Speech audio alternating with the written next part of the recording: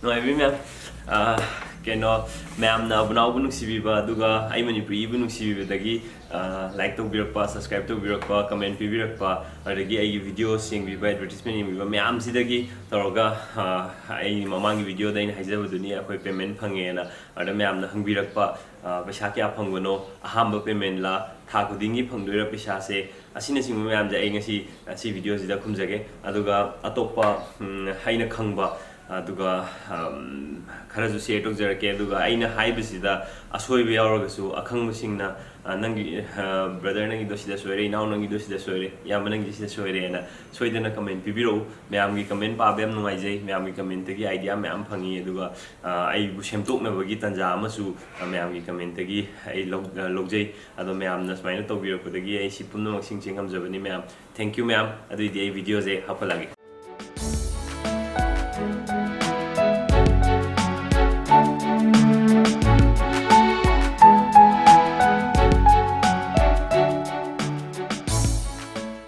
sai question sing doi khumjarage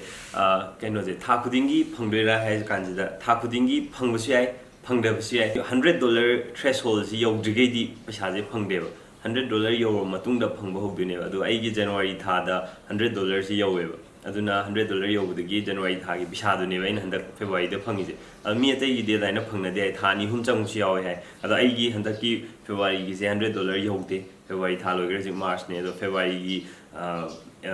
revenue je $100 yogde aduna ai February tha March da phangda paisa je ai phangroi ana tha khudingi phangi hai bi ade du tha khudingi $100 yoba kanggu gi di phangongani aduga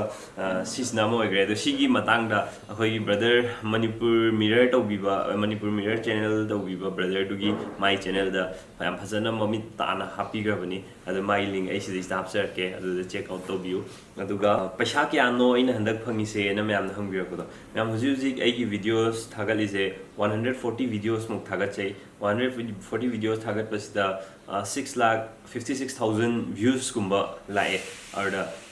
per view amount da aina pathuk chawda rupees 0.018 kumba phange mi atopaga atopagi channel ga ai ga ana revenue la puje manaramgadra manaramoidra adugi idea ngonda lejede aduna ai gi di aina haijari bisingje aingonda thokpa aina khangjaba ai gi channel da thokpa singdune mayam ai gi channel wi yengbi basingda aina haijari je aduga mayam na ai gi channel yengbiba habnaw nungsibiba sigidamukta mayam bu ngam khailei tiana thagachari adu payment gi matang de hujiki da loizare mayam ado khoi video jing si yam ten dore mamang da aina question answer blog toge na haraga togi da blog mane da aingonda hangakpa ngasi dia naw yaudam ni na aingonda hangakpa question khara katang ai khumjaram ge ahamba question da keno dagi yumkhaibam divya na hangbir question ama bro gi blog se kai wakhal dagi tawkhibano bro gi family member kya no na hai ai tasing na haijaraga ai blog tawge na smaina tawbibana chade ai je gym sanaba fitness yam pamjai da gym sanaba kanda ai gi sigi ai phone ai hana sigi phone sidagi video recorder ga trainer jina takpje aina record toksalaga thammane adaida memory full oirakpadagi PUBG sanaba yaraktre mobile legends sana yaraktre adaidi aina video je YouTube ki channel ama hanga aduda hapchalaga thambane private thammaga aduga kona amuk sidi adum upload tawrasu su kaide keni yengingba mi yorgadi adum yengbirakna bana aina khalaga aina hapkatkibane aduga kanam yengbirakte adukanda kanam tana yengbide gisu aduga ai adum thagatlaga adum thamgibane adagi yum tholokpa kanda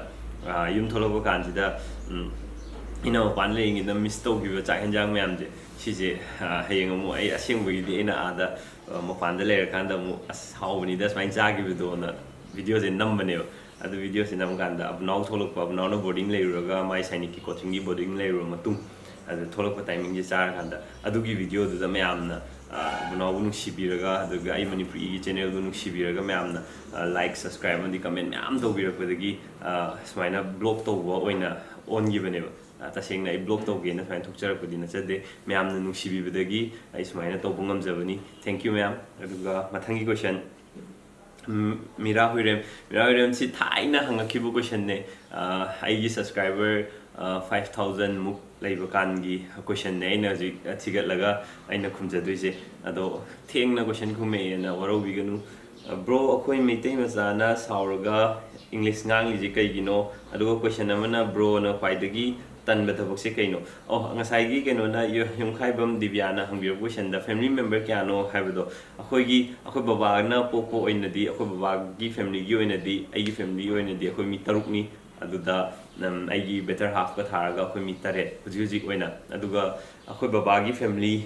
hairga di akoi baba na popiram badagi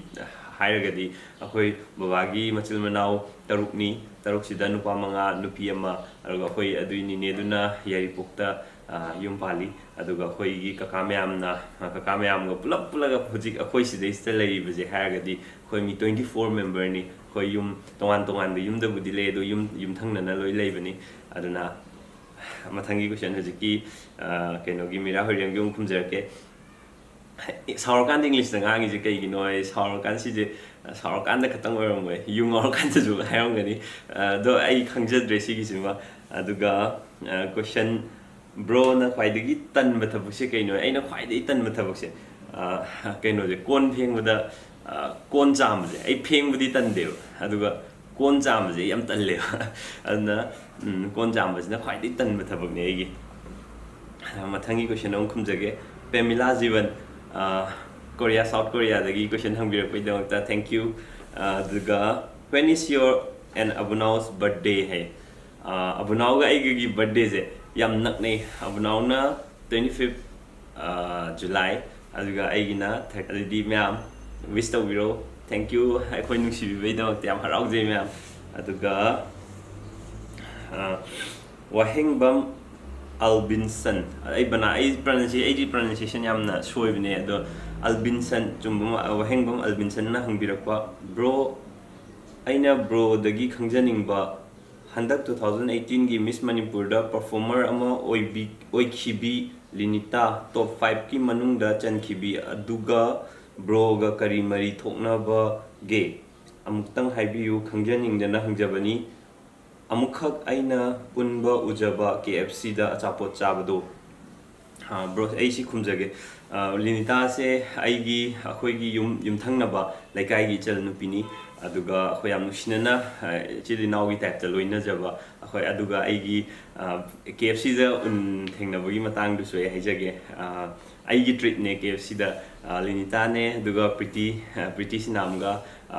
maya atai su maya yawe keno mating pangbi ba igi luhongbogi matang da mating maya pangbi hi moi maya na arida aina ke hani haraubogi khoi ke ai better half ka torga khoi plap asapo sami nauze na chatpane ade gari chandaba dagi mi khara de ni invite tok je hodre adu saubi ganu ai matang chawda amka soidena ai kaujadri maya na mating pangbi gi bodo brother adu ne han KFC da thengna gi bodo hujiki do maram ni aduga atop question amamu bro ANA_ZZZ ko aduga Kings Z when haigo brother ai pronunciation je haita bagini bro na YouTube the blog torok pase kyam kuirage hai aina video hakot padi chahi amaga tha nipan mu phare aduga aina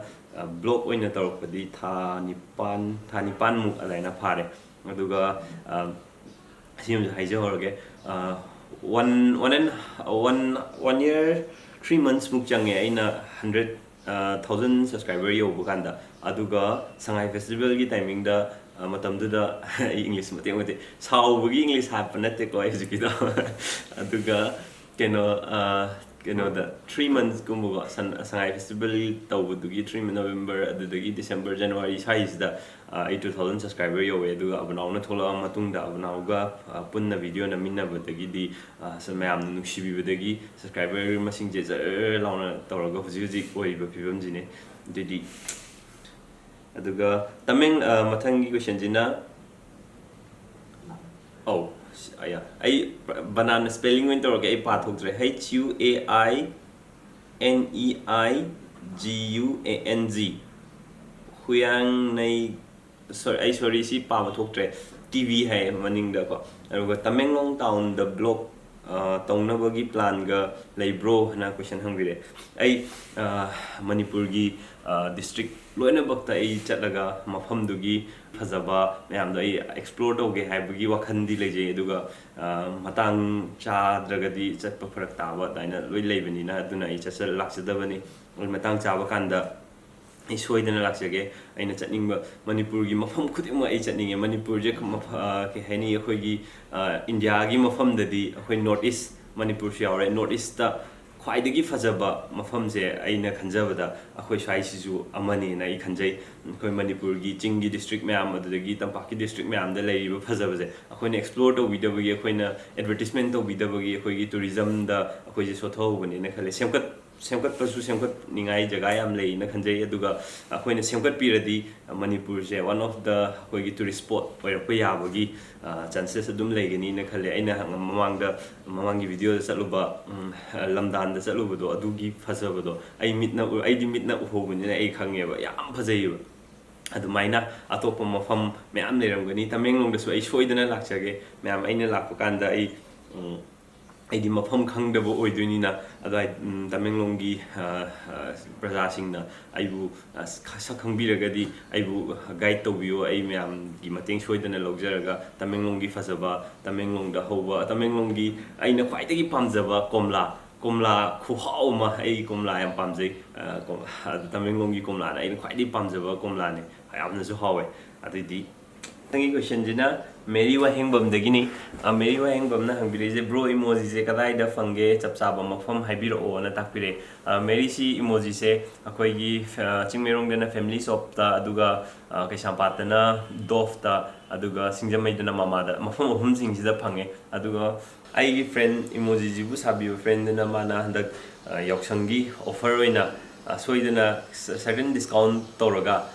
ꯀꯩꯅꯣ cafe night ꯑꯥꯎꯠꯇ ꯁꯤꯒꯤ ꯏꯃꯣꯖꯤꯁꯤꯡꯁꯦ offer ꯇꯧꯔꯒ ꯊꯝꯒꯅꯤꯅ ꯇꯥꯛꯄꯤꯔꯛꯑꯦ ꯑꯗꯣ ꯀꯔꯝ ꯀꯥꯟꯗꯒꯤ ꯀꯃꯥꯏꯅ ꯊꯝꯒꯗꯕꯅꯣ ꯍꯥꯏꯕꯗꯨꯗꯤ ꯍꯥꯏꯕꯤꯔꯛꯇ꯭ꯔꯤ ꯑꯩ ꯑꯗꯨꯒꯤ ꯄꯥꯎ ꯐꯪꯕꯒ ꯍꯥꯏꯖꯔꯛꯀꯦ ꯑꯗꯨꯒ ꯀꯦꯐꯦ ꯅꯥꯏꯠ ꯑꯥꯎꯠꯇꯒꯤ ꯏꯃꯣꯖꯤꯁꯤꯡꯁꯦ ꯑꯗꯨꯝ ꯂꯩꯕ ꯌꯥꯕꯒꯤ ꯐꯦꯁꯤꯂꯤꯇꯤ ꯑꯩ ꯃꯅꯤꯄꯨꯔꯤꯒꯤ ꯁꯥꯏꯠꯇꯒꯤ ꯈꯔ ꯗꯤꯁꯀꯥꯎꯟ ꯇꯧꯍꯟꯅꯕ ꯑꯩꯅ ꯉꯥꯡꯅꯔꯒ ꯇꯧꯖꯕꯅꯤ ꯃꯌꯥꯝ ꯑꯗꯨꯗꯒꯤꯁꯨ ꯁꯣꯏꯗꯅ ꯂꯩꯕꯤꯌꯨ ꯑꯗꯨꯒ ꯃꯊꯪꯒꯤ ꯀ꯭ꯋꯦꯁꯟ ꯇꯔꯣꯟ ꯁꯒꯣꯜꯁꯦꯝꯗꯒꯤ ꯏꯌꯥꯝꯕꯒꯤ ꯑꯃꯁꯨꯡ ꯑꯕꯨꯅꯥꯎꯒꯤ ꯏꯟꯇ꯭ꯔꯗꯛꯁꯟ ꯌꯥꯎꯕ ꯚꯤꯗꯤꯑꯣ ꯑꯝꯇ ꯇꯧꯕꯤꯔꯛꯑꯣꯅ ꯁꯨꯃꯥꯏꯅ ꯇꯥꯛꯄꯤꯔꯛꯑꯦ ꯕ꯭ꯔꯗꯔ ꯃꯃꯥꯡꯒꯤ ꯀ꯭ꯋꯦꯁꯟ ꯑꯦꯟ ꯑꯟꯁꯔ ꯕ꯭ꯂꯣꯛꯇ ꯑꯗꯨꯗ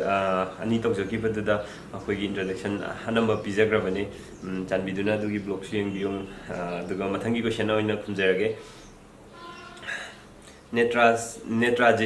ꯅꯦꯇ꯭ꯔꯥꯖꯤꯠ ꯌꯨꯝꯅꯥꯝ ꯕ꯭ꯔꯣꯒꯤ ꯆꯦꯅꯦꯜꯒꯤ ꯃꯃꯤꯡꯁꯦ ꯀꯔꯝꯅ ꯊꯣꯟꯕꯤꯈꯤꯕꯅꯣꯗꯣ ꯍꯥꯏꯕꯤꯔꯛꯑꯣꯅ ꯍꯥꯏ ꯔꯥꯖ ꯌꯨꯝꯅꯥꯝꯒꯤ ꯀ꯭ꯋꯦꯁꯟꯁꯦ ꯑꯩ ꯈꯨꯝꯖꯔꯛꯀꯦ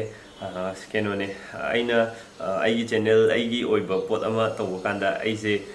ꯃꯅꯤꯄꯨꯔꯁꯦ ꯑꯗꯨꯝ ꯍꯥꯞꯆꯟꯅꯤꯡꯕ ꯑꯩꯒꯤ ꯀꯩꯅꯣꯁꯤꯗ ꯑꯩꯅ ꯃꯅꯤꯄꯨꯔꯕꯨ ꯌꯥꯝ ꯅꯨꯡꯁꯤꯖꯕꯒꯤ ꯑꯩꯒꯤ ꯆꯦꯅꯦꯜꯁꯤꯗ ꯑꯩꯅ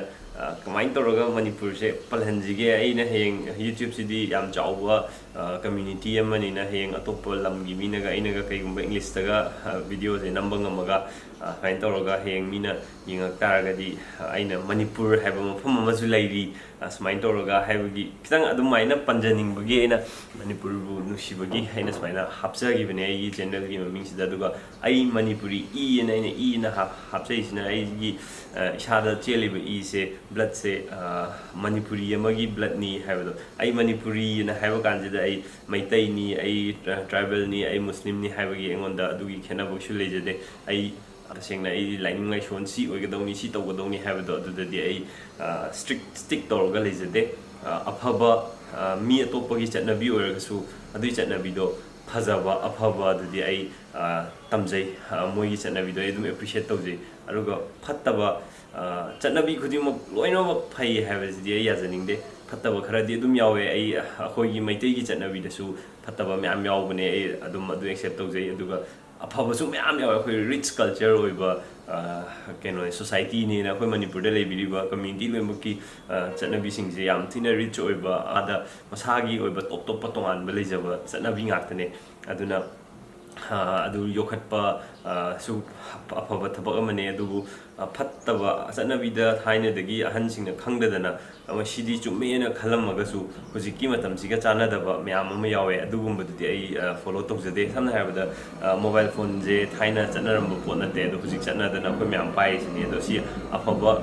pot amoi bina khoi ju dum pai ga season adu fattaba hairganda atopa fattaba myam lei ai panjaroige aduga mathang question omdoin lakjarage Blue Band Manipur fans hai bro se hozik kari kari honarige haiba khangjaningi hai brother ai keno ne ai zik master tokjari aduga ai gi project se Manipur do oibagi Manipur gi Nambil Turen do oiba ai project se aduna ai Manipur da Nambil Turen gi matang da khara study khar tokjabane aduga hayeng silor kanda mu ai je deputation da satpane ai gi keno se MTech se aduna lor kanda mu ai department da mu join tokdine Mathangi question mata sida question hangbira pasing question mayam amasu hange adudi da ina mana ba chana basing do du khangkalaga question khara chana basing je khanjaraga haina namjabane do makhada atopa question hangbining bale basu dum hangbiro mayam ai soidna khumjage aduga ai